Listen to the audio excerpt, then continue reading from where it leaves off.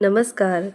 Happy Holy सर्वांना. आज मी पुरणपोळी वेगळ्याच टाईपनी बनवली आणि इतके छान झालेलं मला वाटलंसुद्धा नव्हतं. तर मी 2 तासाआधी डाळ भिजत घातली होती आणि तिला पाव किलो डाळ आहे, तर त्याच्यामध्ये थोडं पाणी घालून छान असे याच्यामध्ये हळद आणि मीठ घालून ह्यांना शिटी लावून घेतले 3-4 आणि एकदम डाळ एकदम छान अशी ही शिजून झालेली. आणि नंतर जाड भांड्यामध्ये तिला ट्रान्सफर करून ह्याच्यामध्ये 200 ग्राम गूळ टाकला. पाव किलो डाळीला 200 ग्राम गूळ. आणि इतकी सोपी पद्धत मी वापरली होती म्हणून असं झालं की काय माहीत नाही. आणि हे सगळं शिजत एकदाच घातलं आणि त्यानंतर पुरणला छान असं गोठवून घेतलं. आणि इथे मी पीठ मळायला घेतलं. इथे मी पिठामध्ये हळद आणि थोडंसं तेल घातलं आणि मीठ घातलं आणि छान असं हा पीठ सॉफ्ट मळून घेतलेला. आणि हा थोडा वेळ ठेवून एकदम पातळ झालेला.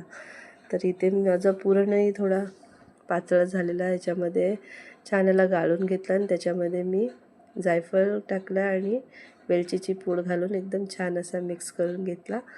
आणि त्यानंतर मग या पुरणाला इतका पातळ झालेला हे दोन्ही पण, सारण पण आणि पुरण पण.